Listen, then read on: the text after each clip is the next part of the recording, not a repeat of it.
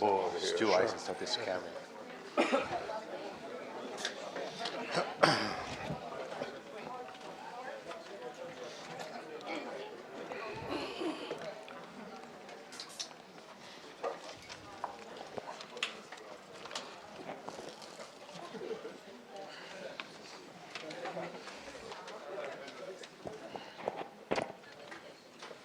Okay, good afternoon or good morning, everyone. Morning, it's still morning. Thank you. I'm Andrea Montanino. I'm the director of the Global Business and Economics Program at the Atlantic Council, and I'm very happy to see so many people today talking about, trying to understand about our beloved Europe. It seems that we want to make Europe great again, which is good. I mean, we need it. Today's event is part of our Euro Growth Initiative that is led by a task force chaired by Stu Eisenstadt and Jose Manuel Barroso. And I'm also happy to see many of our task force members with us today. We started last March. And since then, we addressed some of the most pressing issues we see for Europe. I mean, we made a case for TTIP. We look at the benefit of UK accession to the EU in 1973. We tried to understand how to promote more investment in Europe, how to make financial markets working better. And we did it through our publications. You have seen them outside the room. We did through a number of events. We hosted, I think, 5 or 6 European commissioners in this month, a bunch of finance ministers, central bank governors, a lot of market participants, because we want also to have a mix of competences around the table. So today's discussion, I really want to focus on the short term for Europe. And short term means this year, 2017, which are the biggest challenges, but also the biggest opportunities for Europe, and how to build US-EU economic relations that can benefit both European Union countries and the United States. This is clearly a tough task for this time. Reading an interview that President Trump gave last week to the Times and the Bild in Europe, I just quote the president. He said, "The EU was formed partially to beat the US on trade, so I don't really care whether it's separate or together. To me, it doesn't matter." So clearly, I think we are entering into a new era, a new time, and I think it's extremely important that we make a strong case advocating the importance of good relations between United States and US and EU really to foster economic growth on both sides of the Atlantic. I want this to be a very interactive and informal discussion, and also provocative. I will ask the panelists, I invite the panelists to put questions to each other, to just bump into the discussion, comments others, and also please feel free to raise your hands if you have questions. At any time, I'll try to pick questions here and there. And finally, I also invite you to tweet, to live tweet about the event, and use our hashtag, which is EU Growth, EU like European Union growth. So let me present our panelist today, Ana Palacio. Ana was the first woman to serve as foreign minister of Spain from 2002 to 2004. She had, of course, a very long and distinguished career. She was member of the Spanish Parliament, member of the European Parliament, and she had a lot of activities, involvement with the World Economic Forum, of course, the board of the Atlantic Council, and she's the founding partner of Palacio y Asociados, which is a consultancy and law firm based in Madrid. And she's, one of the most expert international lawyers. and she defended, or she worked with my former Prime Minister of Italy. Boyden Gray, was ambassador to the European Union for the United States during President George W. Bush. And he worked at the White House for 12 years, first as counsel to the Vice President during the Reagan administration, and then as counsel to President George H.W. Bush. He's one of the most active members of our Eurogrowth task force, and is the founding partner of Boyden Gray and Associate, a law and strategy firm in Washington, D.C. Next to Ambassador Gray, we have Professor George Alogos-Koufis. I hope I said your name correctly. One of the few. Thank you. I mean, I practiced for the whole week, believe me. So George is professor at Tufts University, the Fletcher School in Boston or near Boston, and he has the Karamanlis Chair in Hellenic and European Studies.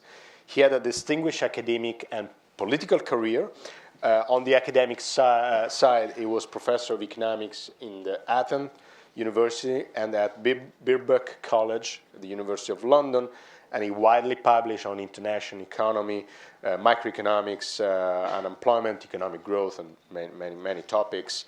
On the political side, he was member of the Greek Parliament for 13 years, from 1996 until 2009, and served as Greece Minister of Finance from 2004 until 2009. And of course, he represented Greece in the Eurogroup and the ECOFIN Council. And finally, I'm joined by Shekhar Ayar. Again, I hope the name is well pronounced.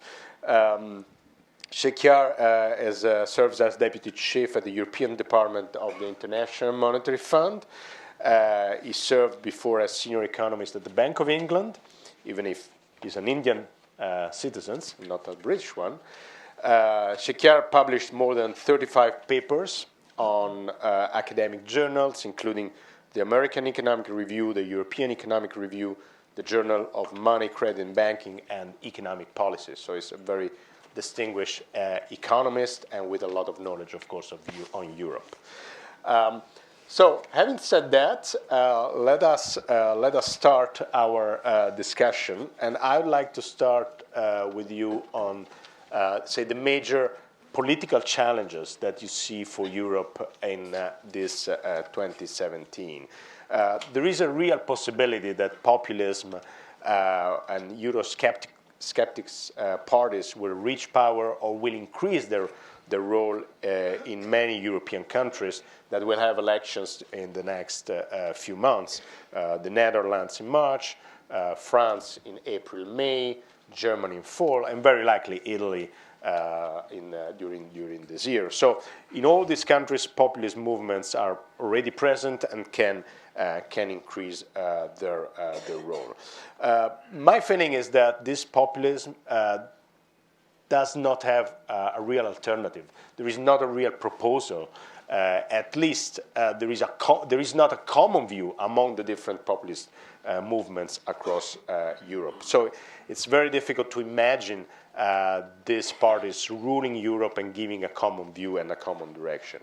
So my question for all of you, for starting, is what do you think the EU as a whole can do in very concrete terms, say in the next 6 months, in order to contrast this and to show that there is something that European Union, European institution can make to create more jobs and growth? Just suggest 2-3 concrete ideas that you would put in place if you would have the chance. Anna, maybe you can start. Wow, that's a $100 million question.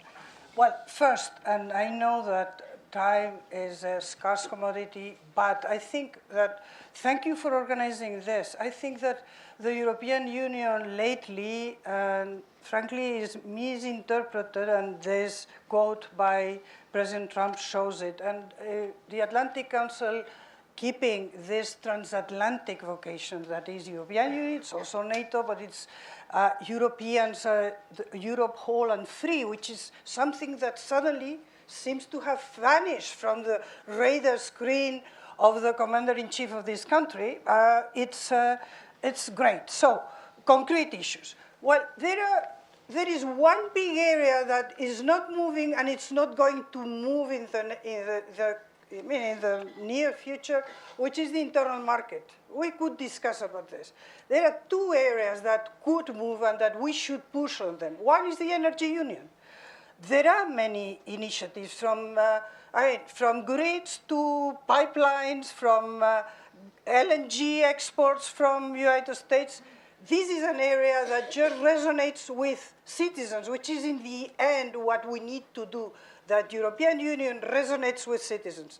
In this area that also covers climate change, and we don't have, by the way, the intention of having political scrutiny on scientific studies. This is another issue to be highlighted. So first area. Second area, the digital agenda. These are two new areas, two frontier territories of the European Union. In the digital agenda, remember that for the State of the Union address, the only thing that resonated was the roaming. Roaming are the charges that we have from telephones in the European Union that do not make sense. Well, this is an area where there are concrete steps, from geo-blocking to other very technical issues, which is good. Of course, there is the area of the economy, but I will leave the others. The third area is, of course, security of our borders. Well, that's I would say that on this, we need to have a common effort. We are getting there. We are getting there. It's difficult because this is the core of the Westphalian idea of sovereignty, is about the police, the frontiers, and we know that all this, and we know well that, bring back my borders today, you have to rethink. And just, of course, we belong to a project that tries to tear down walls, which resonates with presidents of the United States, and a great president that was Reagan, and not to build walls. But this is the third area, having common policy, common just surveillance of our external borders. And I leave the economy for the rest. So three areas, three issues. And paradoxically, as I say, nothing in the internal market. This is not going to move in the traditional way. Boyden, what's your suggestion? Well, when you say that Europe should have an internal market for digital, for energy, that is an economic statement, Yeah. And at least I think so you became an economist, you see, immediately. Well, for us, the economy is the euro and the banking union, of which you have written a lot. Sorry. So I think that the thing that Europe could do the quickest and the fastest, that would bring the quickest response, would be to do a massive deregulation along the lines that our current president is doing. People say, restructuring, reforming, it takes too long. But look at what has happened to our stock market just in the last few weeks. Look at what has happened to our consumer confidence. Look at what happened in Great Britain right after Brexit. Free from some of the tight regulations, consumer confidence went up, consumer spending went up. So I think that's the fastest thing that can happen. It does involve a single market. You could say that the lack of an internal market is the same thing as too much regulation, because you have to get 28 approvals for anything you want to do with cell phones. 28 countries have to approve. That's 28 regulators that you don't need, or 27 regulators you don't need. So I would say that massive deregulation would give hope, would spark investment, would spark increase in markets, would have quicker impact than almost anything else Europe could do. And if you announce it with seriousness and intent to cooperate with the United States on this, I think you would get very, very quick results in terms of a capacity to make the political changes and the reforms that are sort of a chicken and egg, but that are absolutely necessary politically. George.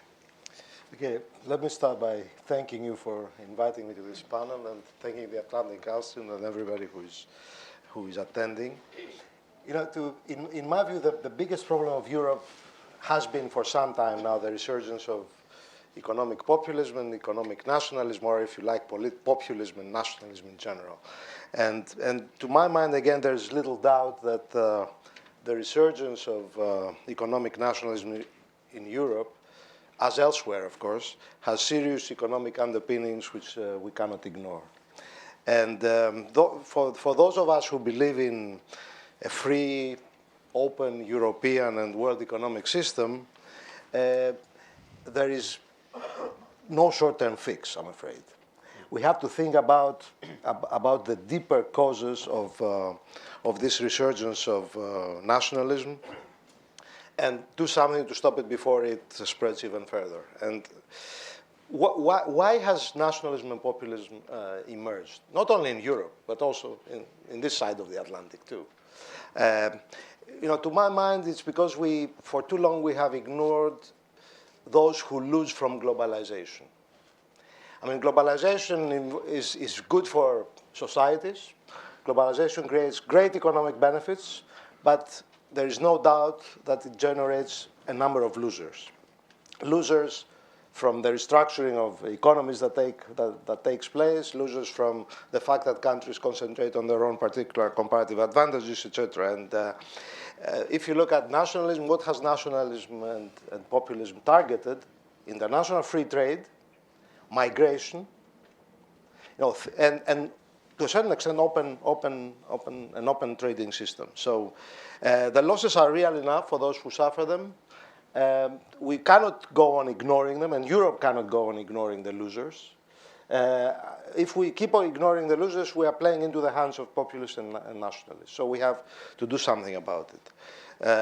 The populists and nationalists have focused on the enemy without. They have focused on free international trade, open financial markets, migration. This is what drove Brexit. Brexit was about migration. This is what is driving the populists in France, the populists in the Netherlands, in other countries too. This is what has been driving the populists in the United States, I'm afraid. So whatever we do in the short term has to be consistent with a long-term target.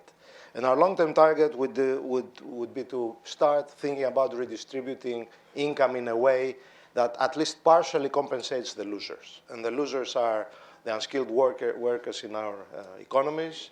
The losers are the regions of Europe that have suffered from globalization, even the countries of Europe that have suffered from globalization. Unless we do something about it, there is no hope, at least in the short term, of stopping this trend towards populism and nationalism. And what we can do, what should be our long-term aim? And all the short-term measures have to be addressed, in my view, to this short-term aid. I think that Europe needs new initiatives, a program of further economic integration. We have stopped taking initiatives in Europe since the crisis, since 2010. There must be new European programs. I agree with Anna on some of the energy union and the digital Europe. But I think we must have a new European objective, and the new European objective, to my view, cannot be, if we are to start compensating the losers, cannot be that we must start thinking the unthinkable, and the unthinkable is making the European Union more of a transfer union. Increasing the EU budget. An EU budget of 1% of GDP is never going to do anything serious at the European level. It cannot compensate the losers. It cannot redistribute income from the winning regions to the losing regions, or the winning countries to the losing countries. So I would say that what we should be doing is trying try to start thinking about increasing the EU budget beyond 1% of GDP, maybe towards 3% of GDP. Remember, the US has a monetary union, but it has a federal budget which is 20% of the US GDP. In Europe, we have a federal budget which is 1% of the EU GDP. And we must think about new programs. For example, I don't see why we shouldn't have a European-wide unemployment compensation program, for example. That's a concrete example of something that can be done at the European level. Not have countries shoulder the cost of unemployment, but share it among European Union countries. I will come back. Thank you very much. But we are speaking and dumping together the problems that we have at the national level, where populism is rampant, and the fact that even the most cosmopolitans of Europeans are not on the European Union agenda. They don't see. I think that there is a lack of visibility of what the European Union does, and this is a different problem. Of course, it's in the end linked with populism, because populism use this idea of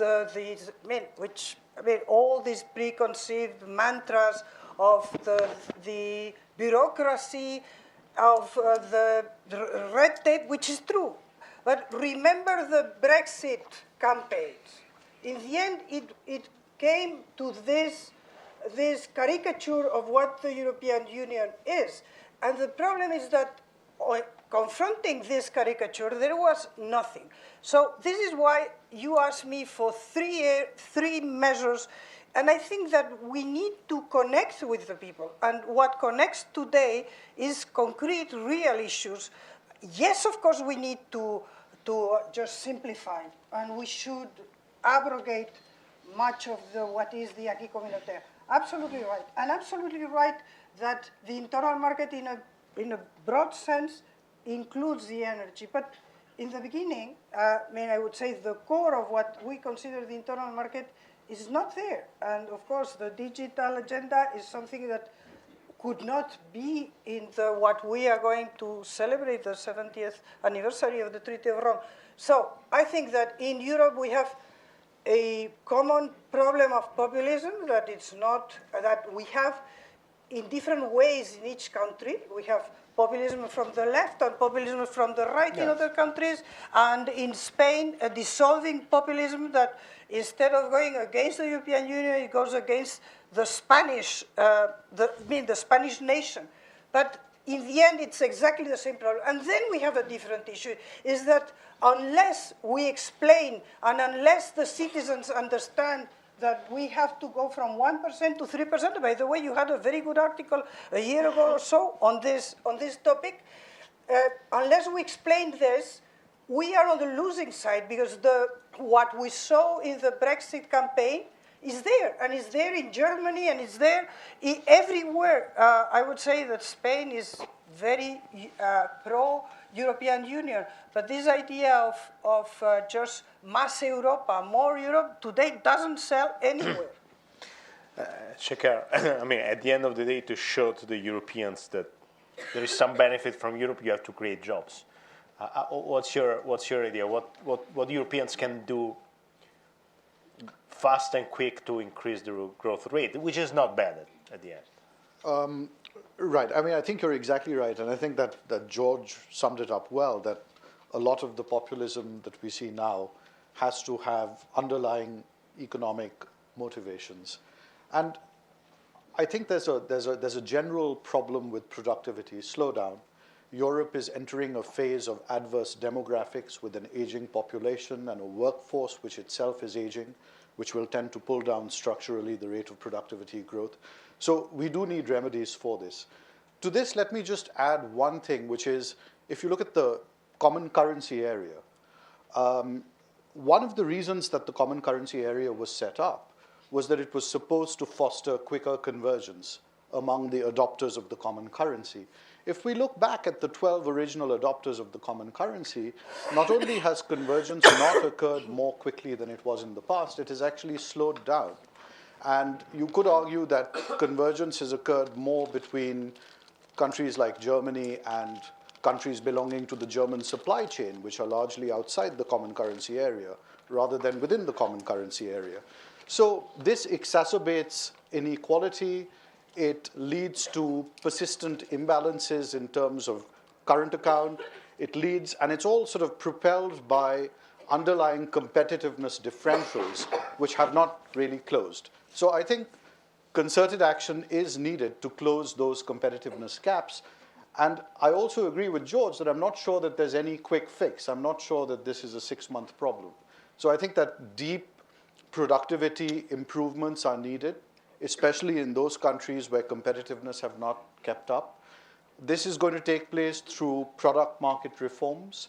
I think Boyden was referring to deregulation. So we think that things like opening up professional services and retail markets, harmonizing those across Europe, encouraging cross-border flows. We think that labor markets can be sensibly liberalized in many places. Right now, there's a lot of protection of incumbents, and unemployment is structurally high in a number of countries.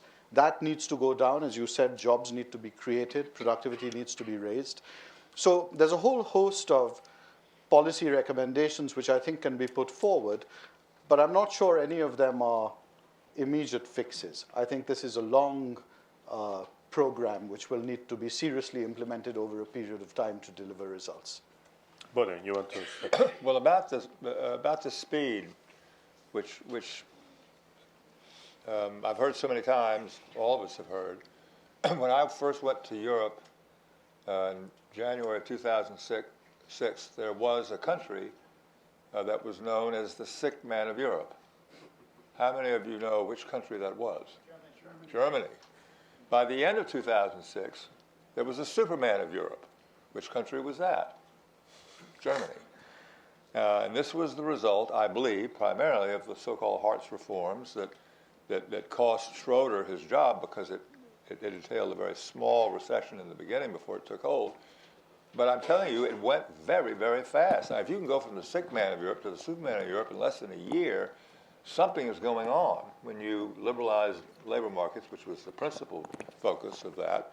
But when you go and you push for an internal market in services, energy, digital, finance, when you do something like a TTIP negotiation, you don't exclude financial services from the negotiations on the one side and energy on the other, since they are two of the greatest drivers. Why would you do that? It's stupid. And think of it, it's got to be an internal market. And I'll just end by saying the reason the U.S. economy is so good, relatively speaking, and still good, goes all the way back to Hamilton. He had this vision of a huge internal market free of meddlesome state interference. Now, of course, there's a tension with federalism and our Constitution by going too far and the application of our Supremacy Clause and Commerce Clause. You can go too far with it, that's for sure. But that's why we have a great economy. And if we look at the Atlantic as one great Atlantic economy, internal economy, and it really sort of is, the trade back and forth, the car industry, where's the car industry located? I mean, BMW and Spartanburg, where is the car industry? Is it here? Is it in Germany? Where is it? And so let's think of it that way and get to an internal market that is free of a lot of this meddlesome regulation. Then, and when you do that, then you can begin to sort of look at whether, in terms of US-EU, the complaints about trade and whatnot really do apply, because I don't think they do. I think they do with other parts of the world, but between Europe and the United States, these trade arguments are simply inapplicable. May I just add to the case of Spain? As you know, Spain was bankrupt and on the verge of being intervened by the European Union. Now we are growing at 3%. What's the explanation? Is the liberalization of the labor market. I think that this is one of the key issues for the Europeans, and unfortunately, this goes against an entrenched culture of incumbents first, which means that young people find it very difficult. But we need, in Spain it was Prime Minister Rajoy's success, and we didn't do 1/10 of what we should be doing in terms of liberalizing the labor market. Yet it allowed us to turn from a very dramatic situation to 3% growth, which for European standards it's great. Now, I mean, I will go back to one idea. Of course, we need jobs. This is the first thing. We need, beyond jobs, we need a perspective for the future. People in Europe, to a certain extent, the President Trump election here in the United States respond to the same thing, and populists respond to the same idea that people are afraid of the future. Our people in Europe do not see a future for their kids. They don't see it. For us, it's much more complicated than for you, because I think that we are aging, and it was said, and we have these aspects that we have to address. But we need a cultural change that, you know, the future is there. It's not just for China, the future. Europe, we still have good basics in terms of research and development in many areas. We need to free our labor market, but for that we need to trust the future, to understand that that we can compete, that we can be there. And Germany is a very good example. Germany has this niche, and we owe a lot to Chancellor Schroeder, that change and that force and that redid all that. We need to get our future back, not our Great Britain or our we need to get our future back. We need to believe in the future, because the moment we don't believe, and today Europeans do not believe in the future, the European Union is gone. You can do whatever you want. Nobody wants the European Union. There is this nostalgia. That, as I say, it's generalized, but you want to go to the old good days, not understanding that the old good days, they are gone. In the sense of, I want my Great Britain back, or I want my jobs back. No, I want jobs, new jobs. Jobs are the future. And this is a cultural change that is focalized in the Europeans. You know what? This is Brussels' fault. It's Brussels to be blamed, because it's full of bureaucrats, and they don't understand. They don't have a vision, and they don't look for the little guy. I mean, which in all this criticism, there is a part of reality. But I think that the problem is deeper. Europeans need to believe that the 21st century, we still have a role to play, and a relevant role to play. The world has changed, but we have our role there. Yes, George. Yeah, let me just. And then I have a question. Just from 1 minute on. Europe is. Many people say that the European Union is like a bicycle. You have to keep cycling, otherwise you fall. And the last few years have shown that this is probably true, because in the last few years there are no major European initiatives. After the enlargement and after the single market and after the single currency, there are no major European initiatives. Europe has been quite defensive. We have been dealing with from crisis to crisis, more or less, and dealing with crisis. So I think, if the politicians of Europe have to make the European sort of project revive, there must be some new initiatives. And that's why I'm saying that we need some federal initiatives, some new areas where we shall have more Europe. Okay, in general, there are many areas in which we should have less Europe, but there are areas where we should have more Europe, and this is what we should be looking for. Before giving the floor to two questions, and I want to just connect what you said. You talk about believe in the future, and you just talk about new projects. So I give you a suggestion. Believe in the future means doing more investment, because you invest because you believe in the future. I have a question I would like to put to George and Shekhar on this. Do you see space for a new project, a new initiative in the field of public investment, where member states can say for this year, next year, to have some leeway, have an extraordinary one-off expansion in the budget for public investment. Do you think this is something that can create more positive sentiment in Europe? Do you think this is something possible? We know the political constraint, okay, but in economic terms, do you think this is something that can create, some more hope for the future and start believing in the future or not? So my idea is basically to have 2017, 2018, a 0.5% increase in public investment in all European countries that are below 3% in the deficit to GDP ratio. This will rapidly close the gap of public investment that we still have after 7 years of the crisis. Shekhar, what do you think? So certainly we believe that there's a very important role for public investment. In fact, the investment recovery in Europe has been noticeably anemic, especially if you compare it to the US, which has had a much more vigorous rebound in investment. Now, there is a plan called the so-called Juncker Plan, which is not, strictly speaking, public investment. The idea is to leverage the EU budget in a creative way to encourage private investment. But to the extent that the private investment is additional and would not have occurred in the absence of the Juncker Plan, it has several characteristics of what we would normally call public investment. And it's concentrated, or at least the philosophy behind it, is that it's supposed to encourage cross-border investments. It's supposed to encourage big investments of the kind that Anna talked about, digital market, energy market, to the extent that it can also reduce bureaucratic barriers to cross-border investment. It would be especially useful. So we think that that's very promising. President Juncker has recently come out with a proposal to expand it further, which we fully support.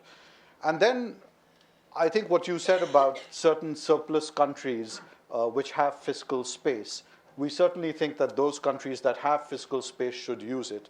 And one obvious way to use it would be public infrastructure, because that works not just in terms of demand stimulus, which of course is good, but more importantly, it creates a supply-side effect simply by increasing the potential rate of growth over a period of time. George? I would agree. I think that, I was the one who argued against short-term solutions.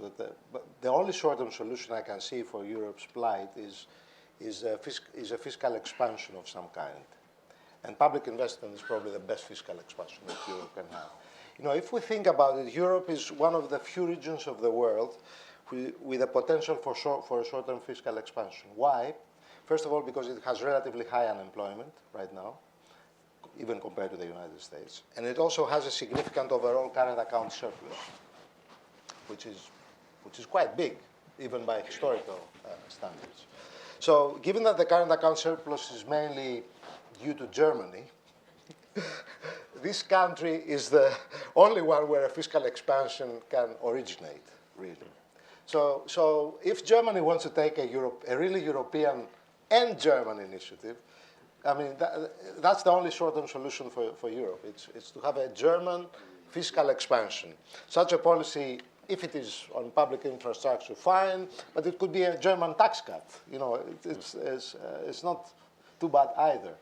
This would be a locomotive policy for the rest of Europe, because if Germany expands, it will draw many of the countries, of the slow-growing European countries, out of their problems. Those countries cannot have a fiscal expansion themselves because they have current account deficits, many of them, or not a current account surplus. So the only short-term solution that I can see is a change in macroeconomic policy, with Germany taking the initiative and having a fiscal expansion of some kind, which it generally needs. Okay, general unemployment I know is low, but the current account surplus is huge. So I'm not sure that Germany will run into any we'll see after but politically, I have been a politician, and I know I have spoken with German colleagues. I know how difficult it is. But it's still, from an economic point of view, it's the only short-term solution that we can have, and it will stop populism in its tracks if Europe were to recover quickly. Thank you, George. I'll take a question here. Hi, Brett Fortnum from Inside U.S. Trade. Given the attitude of the current administration toward Europe, can the U.S. play a role in the European recovery, and what type of initiative could that happen now that TTIP, as Commissioner Malmstrom has said, is in the freezer, and that the Trump administration does not seem inclined to take that up? Are there other avenues, whether they're regulatory or other trade initiatives that we can see, or is Europe on its own now? Well, I would suggest that one thing that could be done is just look. I'm a broken record here, I admit, so just be patient. I won't be long. I mean, we get out soon. That the Transatlantic Economic Council, which was started by Chancellor Merkel in 2006, was very successful and was the seed for the bigger ambition of a trade treaty, which is called TTIP.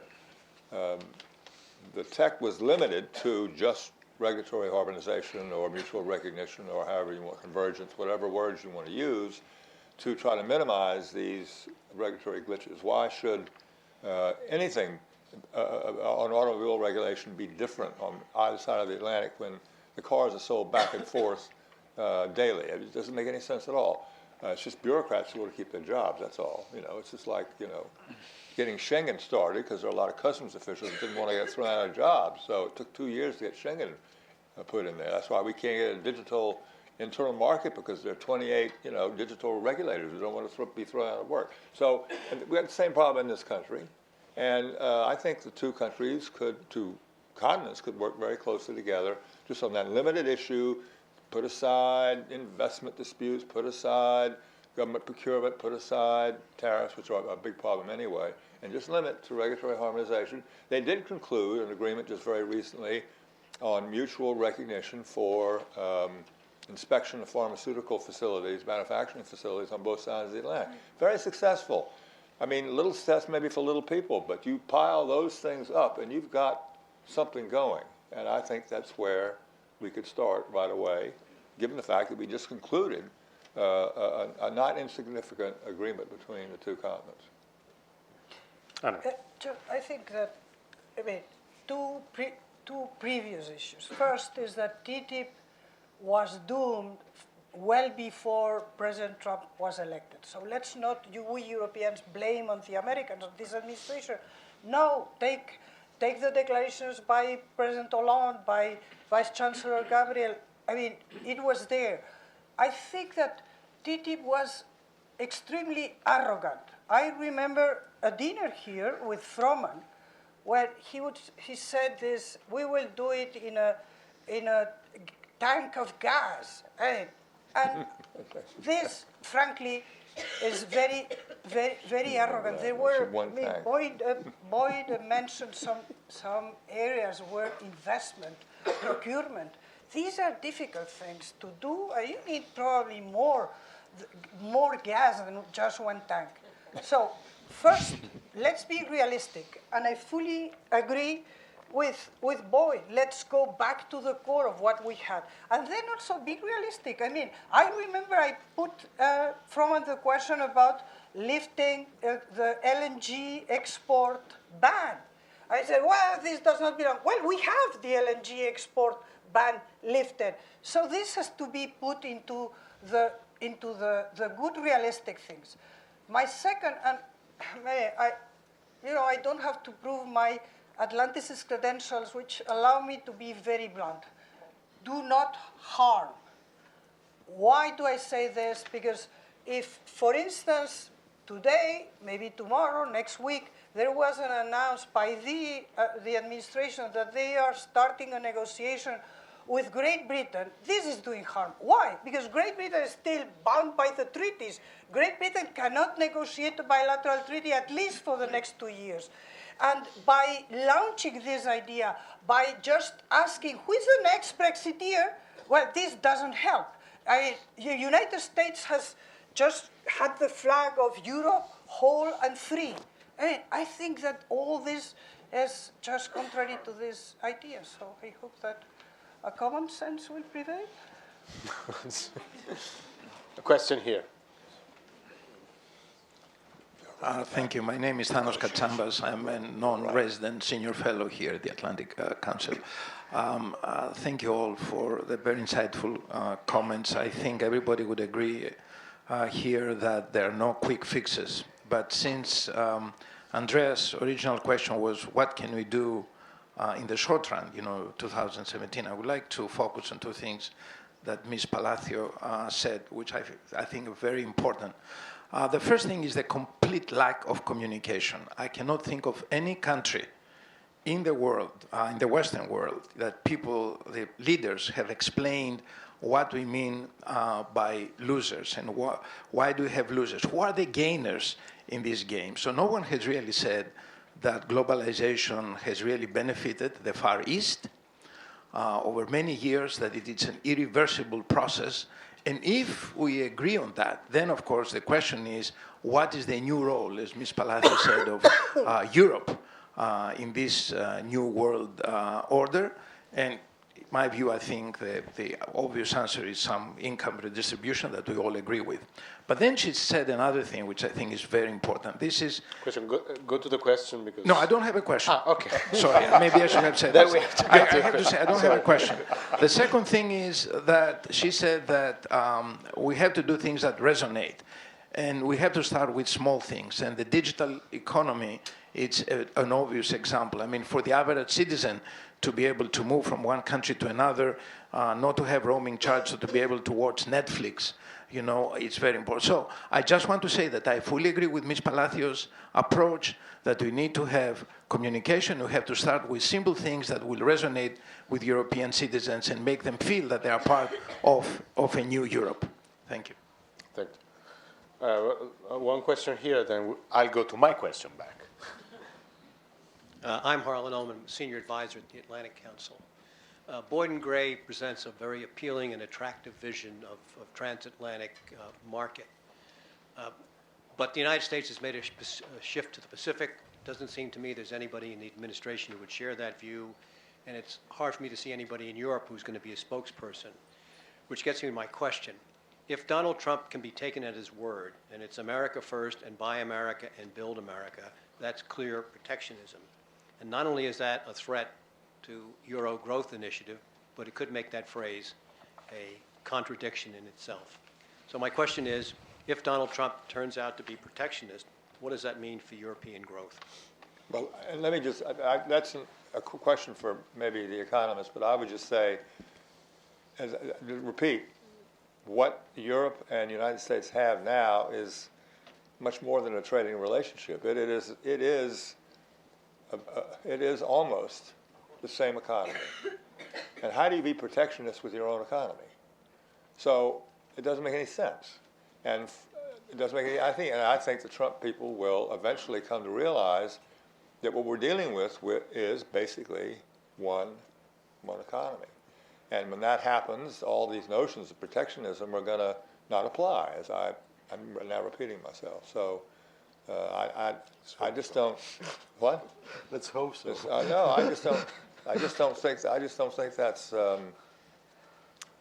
It does depend on an integrated internal market, and if all these countries break away from Europe, as Brexit suggests might happen, then there's a real problem. But we heard yesterday from the former Prime Minister of Belgium that the sentiment for leaving the European Union has dropped very significantly in almost every country since the Brexit vote.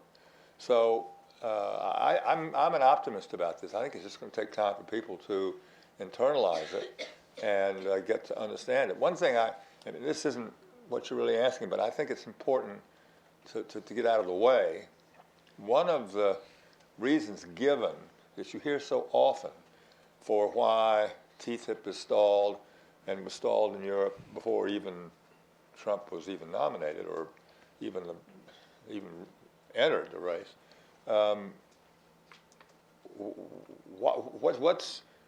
the reason for the opposition in Europe for it. And the way it's always been explained to the press that I've read in the press is, well, you know, we're gonna foul up Europeans' pristine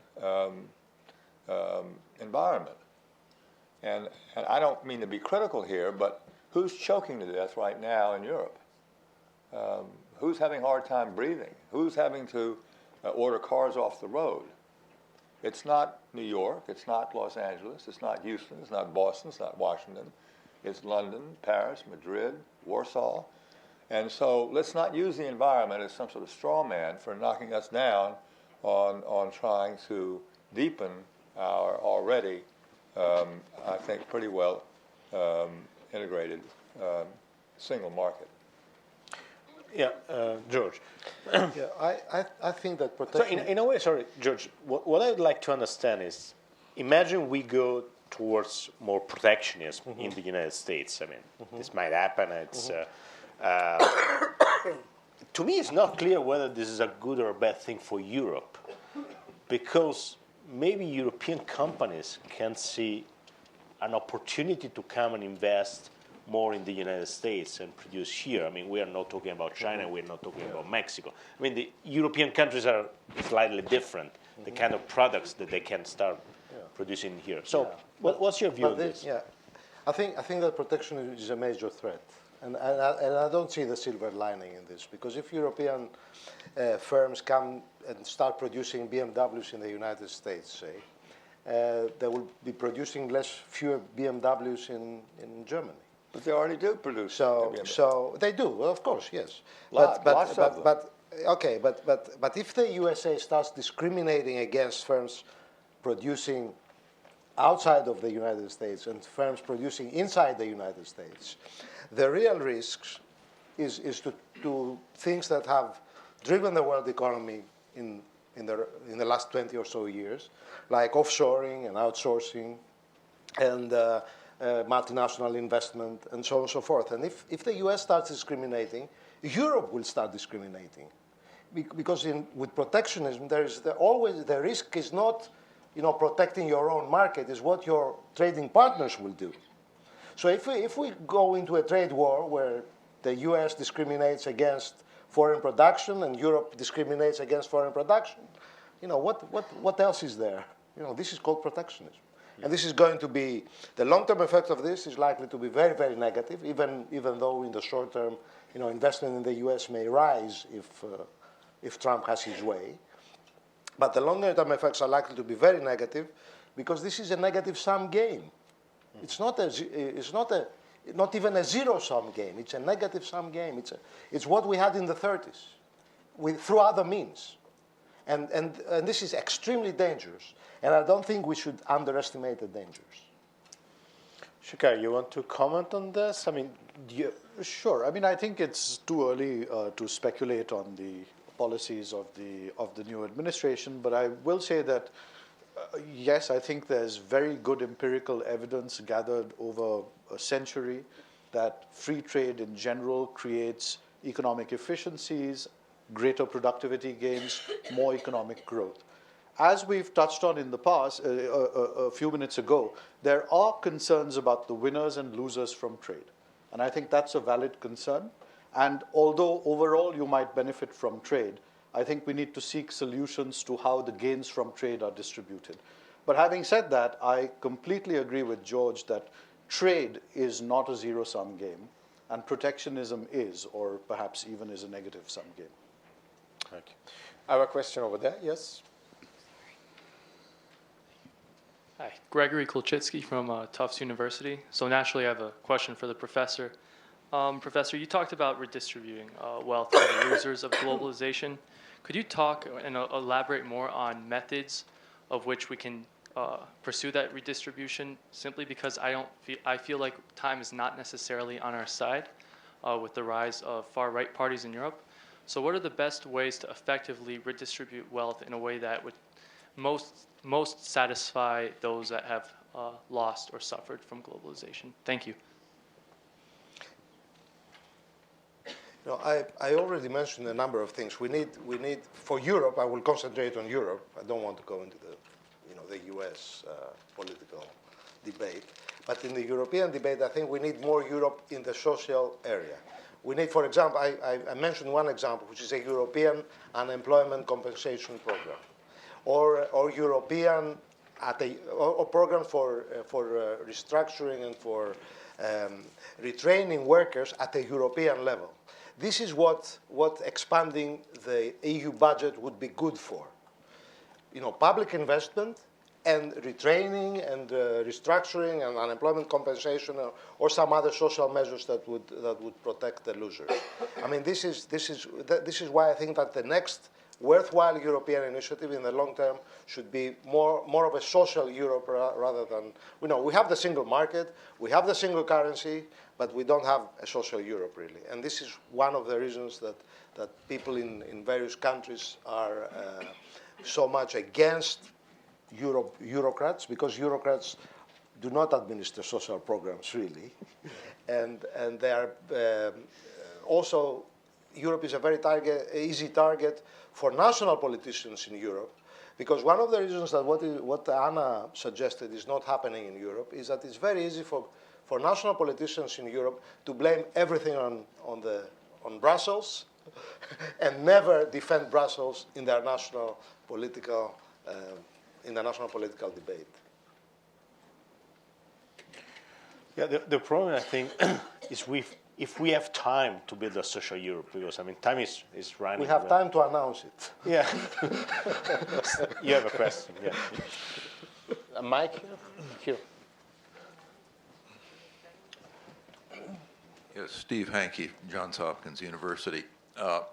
My remarks will be kind of directed to both Boyden and Anna, because I think they make two critical points that kind of should go together. If we look at the euro itself, one of the fathers of the euro was Bob Mundell, Professor Mundell. He's also one of the fathers of supply-side economics.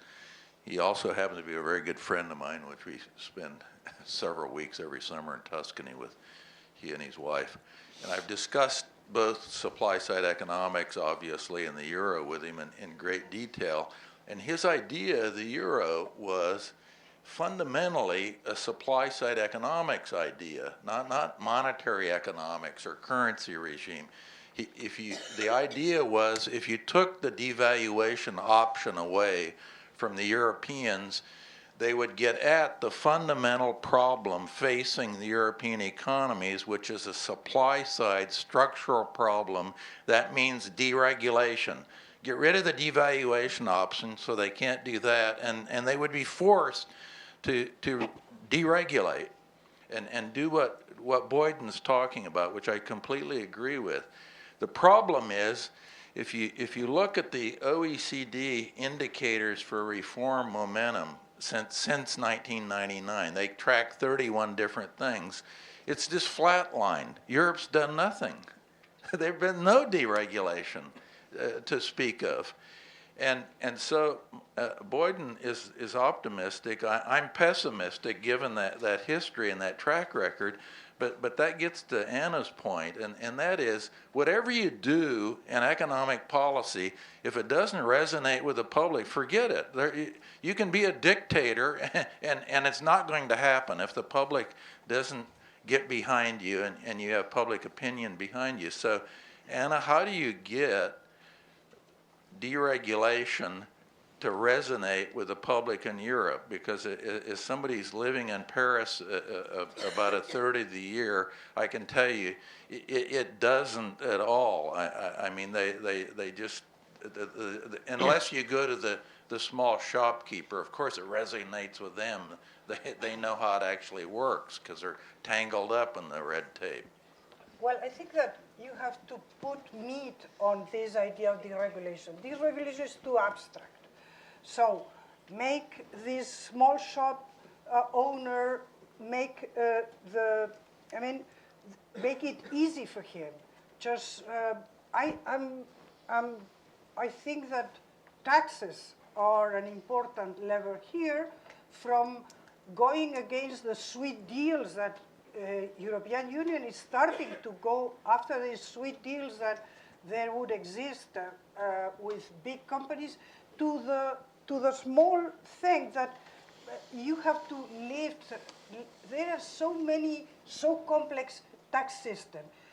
Make the regulation, for instance, in this area, make it easier for people. Make it just all being clarified. And then, frankly, in order to resonate, go for these sweet deals with some companies that, by the way, here you know them well because they are from here and they are in Europe and they are headquartered. They go headquartered to Luxembourg because they have a sweet deal there, or to the Netherlands, or we see the example of Ireland. Ireland went ballistic when there was the ruling by the court. I think this you have to do because this is what people see. And there is a fundamental injustice. It's unfair that this big company in the end just pays a pittance while me, I'm a worker and I'm happy, I'm privileged because I have a job. But in all these taxes summed up, they take a lot. I think that deregulation is great. I fully agree with you. I mean, saying that Europe is about the girthing of the bananas is just a caricature, but there is a lot that has to be done. But in order that people understand and people see, it has to go into their lives, not some abstract idea of just striking down regulation. If I could just, Boyd. who here in the audience is a real wine expert? Steve, are you, because you live in Paris, are you? I'm trying to think of. I drink the drinkable. I'm trying to think of the second or largest wine producer in France. I think his name is Gigat. Does that name mean anything to you? Does that? I don't know how many of you have met him. I've had the pleasure of meeting him, and you could do this deregulation in less than a year if you put him on the road and put him all around Europe to talk about what it's like to be a wine producer in France with all the regulations out of Paris and out of Brussels. And he is the funniest human being I think I've ever met. And he would have people rolling in the aisles, and he would have the whole public screaming and shouting for what he wants. Anyway. Speaking of this, Boyd, in the United States, as you know, I'm a resident of Maryland, and I can't order wine online at a low price and have it delivered to my house. Yeah, but this is the problem of the regulation in this country. Well, let me just interrupt you there. On this, you are still. I was involved in some of the litigation on that. There's an unfortunate problem there, and that is that there's a constitutional amendment which deals with this issue. It's very unusual to have a constitutional amendment determine how products are distributed in this country. It's the only one. And I'm sorry that it exists, but there it is. Shekar, I have a question for you. I mean, we are talking now about regulation, deregulation. There is probably an area where we don't need deregulation, but we really need a better regulation, which is the capital markets in Europe. Do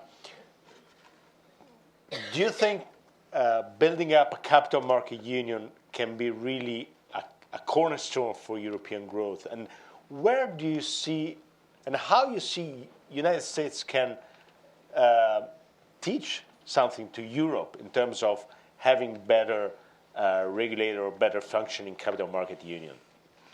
Yeah, I think that's a great point. So capital markets are much better developed in the US compared to Europe. So just to take one index, the stock market capitalization relative to bank credit in Europe is about 60%. In the US, it's 300%. So I'm not saying you have to go to 300%, but clearly there's a lot of room for growth for Europe. There's a corporate bond market in the US too. Absolutely, Yeah. Absolutely. So financing in Europe is extremely dependent on banks, and when there's a global banking crisis, then the shock to the real economy tends to be much greater than it is in places with a capital market. So I think they do have a blueprint. I think that progress on the blueprint could be faster. There are some good plans for encouraging cross-listings, for simplifying prospectuses and making them pan-European. One thing that we've advocated at the IMF for Europe in particular is SME securitization, which sounds rather abstract, but it is quite important because in Europe, a lot of employment and a lot of output is produced by small and medium-sized firms, which are very bank dependent. So they need to have a system where they can go to capital markets instead of banks. And in order to do this, you need to be able to securitize the loans that are extended to SMEs. So there is some movement in that direction, but it needs to be taken a lot further. And yes, I think a capital markets union would be a good example of something concrete that Europe can do, which actually is growth generating, job generating, would have all kinds of beneficial impacts, and is something that policymakers have in their grasp to do. I agree. Yeah, I agree with Shekhar, but it's a necessary condition probably, but I'm not sure it's a sufficient condition though. At least we start with the necessary. Yeah. Stuart. I'd just like to pursue the capital markets issue, because I think one of the things that we need to stress in our report is that something like 80% of all the lending in Europe is done by commercial banks. In the U.S., it's 20%. And we have very deep capital markets, meaning we have more IPOs, we have more venture capital funds, we have more hedge funds. Is the problem in Europe a psychological problem, lack of risk, or is it a structural and regulatory problem? How would you encourage, in other words, more creation of everything from hedge funds to venture capital funds that don't seem to exist there? Even asset managing funds, the BlackRocks and Blackstones in the world, don't exist. They really don't have large private equity funds. So again, is this a structural issue, is it a regulatory issue, or is it a psychological issue? May I say that there is at least a big component of what you call psychological, which is also cultural, and it's called the continental tradition of law. In continental Europe, you are bankrupt once, that's done. It never goes out. So venture capital has a difficulty culturally to penetrate.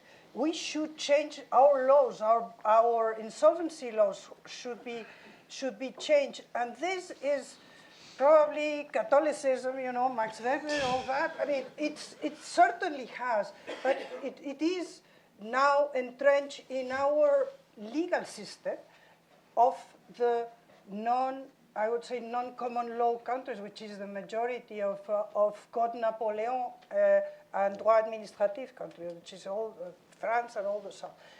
There is at least this component. On the rest, I would leave the economists. But that's great, and this is normally overseen, and it is a fundamental issue that we need to change. You have to take risk. You say risk aversion. It's not exactly risk aversion. It's that you go to the bank, you have a loan. The securitization that you were mentioning is absolutely necessary. But on top of it, you have to change the minds of people. You can succeed, and then you can fail. And if you fail, you can succeed next time. I think we can continue for hours this discussion, but it's 1:14, and I would like to finish on time. So I'd like really to thank our panelists, and please join me in thank you, Boyan, Anna, George, and Shekhar. I want just to record 2 events we'll have during the next 30 days or so. February the 8th, Christine Lagarde will join the Atlantic Council for a public speech on a different topic, not the usual topic you expect for Christine Lagarde. She will talk about the power of transparency and the role of the IMF to increase transparency. And on March the 10th, in the morning, we will release the report of the Eurogrowth Initiative. So you will receive the invitation, and we have already Olivier Blanchard, José Barroso, and Xavier Rollet, the CEO of the London Stock Exchange market, confirmed as speakers. So I hope to see you in both events. Thank you very much.